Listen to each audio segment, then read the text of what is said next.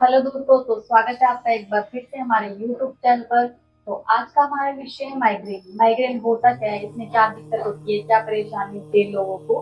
Migraine में हमारे आधे सर में दर्द होता है क्या, तो वो इस तरीके से हो सकता है या वो इस तरीके से होगा, लेकिन होगा आपको आधे सर में। कई बार अगर ये सिविल होता है तो ये आपके पूरे सर में जा सकता है।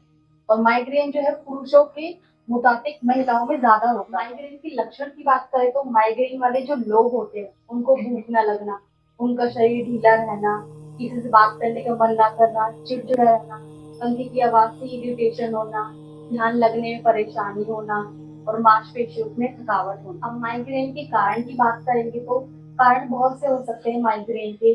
अगर हम किसी पोज में लगातार रात को बैठकर काम कर रहे हो तो उससे हमें नींद पूरी नहीं हो पा रही, तो ये भी एक महत्वपूर्ण कारण हो सकता है माइग्रेन के लिए। समय पर भोजन न खाना, बहुत ही घंटों घंटों का गैप रखना अपने खान पान में, अपनी सेहत का ध्यान न रखना, ये भी कारण हो सकते हैं आपके माइग्रेन। माइग्रेन से राहत पाने के लिए कुछ उपाय: हमें गर्म पानी से नहाना है जिससे जो हमारी मांसपेशियां है उसको आराम मिलेगा। ठंडे पानी की सिकाई करनी है और अधिक मात्रा में हमें पानी पीना है, कम से कम 10 गिलास तो हमें पानी पीना चाहिए। आइए आप अपने घर पे माइग्रेन से राहत पाने के लिए कुछ प्राणायाम और आसन कर सकते हैं। अब हम प्राणायाम की बात करेंगे तो अनुलोम विलोम कर सकते हो, भ्रामरी कर सकते हो, कपालभाति कर सकते हो। अब हम कुछ आसन की बात करेंगे तो आसन में आप सेतुबंध आसन कर सकते हो, मर्जरी आसन कर सकते हो, शव आसन कर सकते हो, पर्वत आसन कर सकते हो, बाल आसन कर सकते हो। चलिए आइए अब हम आपको आसन करके दिखाएंगे और आपको अपने घर पर वही आसन, आइए अब हम आपको कुछ प्राणायाम करके दिखाएंगे। वही प्राणायाम आपको अपने घर पर करने हैं माइग्रेन के सर दर्द के लिए।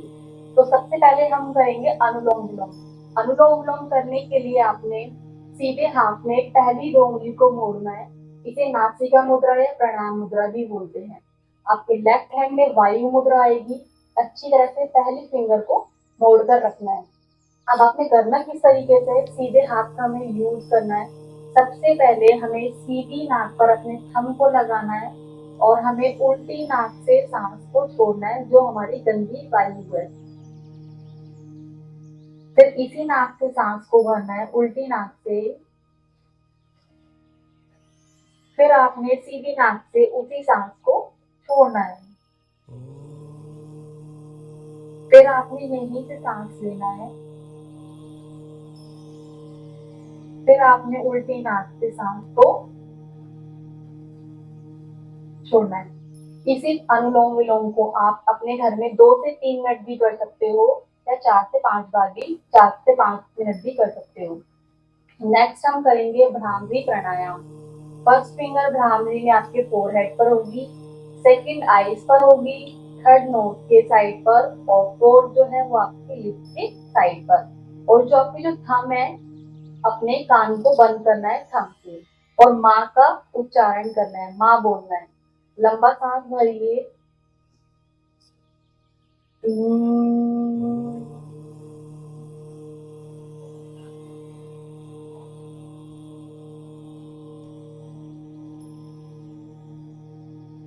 भ्रामरी को भी आप 5 से 10 बार कर सकते हैं। नेक्स्ट हम करेंगे कपालभाति। कपालभाति करने के लिए आपने अपान मुद्रा लेनी है, रिंग और थर्ड फिंगर का यूज करना है इस तरीके से। छोटे छोटे सांस के टुकड़े आपने बाहर की ओर करना है। जब भी आपका एक्सेल बाहर जाएगा तो जो आपका पेट है वो अंदर की ओर जाएगा। देखिए किस तरीके से।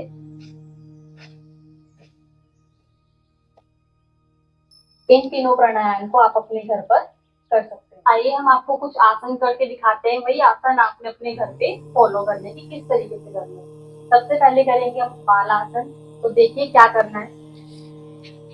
सबसे पहले अपनी नीज के ऊपर बैठना है। एंकल्स का पोज है वो बाहर की ओर होना चाहिए। यहीं से आपने दोनों हाथ ऊपर की ओर लेकर जाना है, सांस को भरते हुए, सांस को छोड़ते हुए धीरे धीरे नीचे की ओर आना है और इसी पोज को आपने होल्ड करना है 10 सेकेंड। Normal breathing.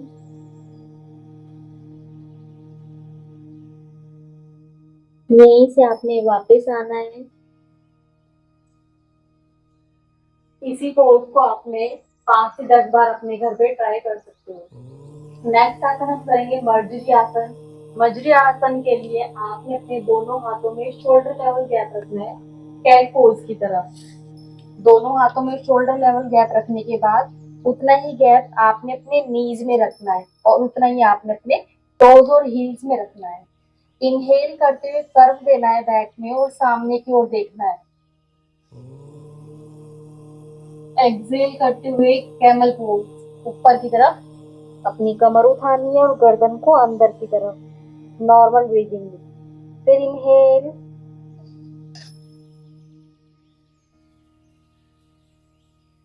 फिर एक्सेल करते हुए वापस कमर को पूरा उठाना है। इस पोज को भी आप माइग्रेन में कर सकते हो, आपको पेन में बहुत राहत मिलेगी। नेक्स्ट करेंगे पर्वत आसन। पर्वत आसन के लिए भी दोनों हाथों में शोल्डर लेवल गैप होना चाहिए आपका। नेक लेवल पोज होगा तो वो ट्रायंगल बन जाएगा, तो आपने शोल्डर लेवल लेना है और एक पहाड़ की शेप देना है। धीरे धीरे अपनी हील को टच करना है जितना आप खुद कर सकते हैं और अपनी अपनी अपर बैक को अंदर की तरफ खींचना है। नॉर्मल ब्रीदिंग होनी चाहिए। इस आसन को भी आप 5 से 10 बार ट्राई कर सकते हो नॉर्मल ब्रीदिंग में। नेक्स्ट आसन हम करेंगे सेतुबंध आसन। सेतुबंध आसन के लिए आपको अपने मैट पर कमर के बल लेटना होगा। देखिए किस तरीके से ब्रिज पोज बनाना है। दोनों लेग्स को बेंड करना है। दोनों पैरों में आपके शोल्डर लेवल गैप होना चाहिए। आपके दोनों जो हथेली है वो हिप्स के साइड पर होनी चाहिए। इसको हम ब्रीदिंग के साथ करेंगे। Inhale up, exhale down. सांस को छोड़ते हुए धीरे धीरे अपनी कमर को नीचे की ओर लेकर आना है। फिर दोबारा सांस को भरते हुए ऊपर की ओर जाएंगे, जितना आप लेकर जा सकते हो। फिर सांस को छोड़ते हुए धीरे धीरे नीचे की ओर। जिसको कमर में दर्द है वो भी ये आसन कर सकता है, उससे आपको बहुत आराम मिलेगा। नेक्स्ट हम करेंगे पवन मुक्त आसन। आपने राइट लेग को बेंड रखना है और अपने हाथों से अपने पैर को पकड़ना है और पेट की तरफ खींचना है। Normal breathing. इस पोज को होल्ड करना है। पर जिसको सर्वाइकल है वो अपनी गर्दन को नीचे रख कर ही करे, क्योंकि सर्वाइकल में और माइग्रेन में चक्कर आते, तो माइग्रेन वाले भी नीचे रख सकते हैं इसको। फिर यहीं से हम करेंगे दूसरे पैर से। इसको अर्ध पवन मुक्त आसन कहते हैं, क्योंकि हम इसे एक लेग से कर रहे हैं इसलिए। नॉर्मल ब्रीदिंग में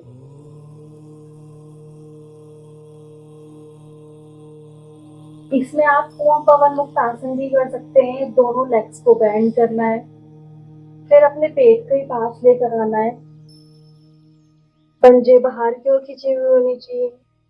इसी पोज को होल्ड करना है 10 सेकेंड। यहीं से वापस धीरे धीरे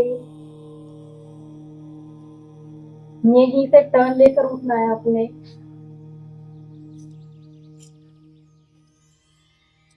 इन्हीं आसन को आप अपने घर पर दोहरा सकते हैं। अगर आपको माइग्रेन का पेन है तो उससे आपको बहुत ज्यादा आराम मिलेगा। Thank you. स्वस्थ रहो, खुश रहो।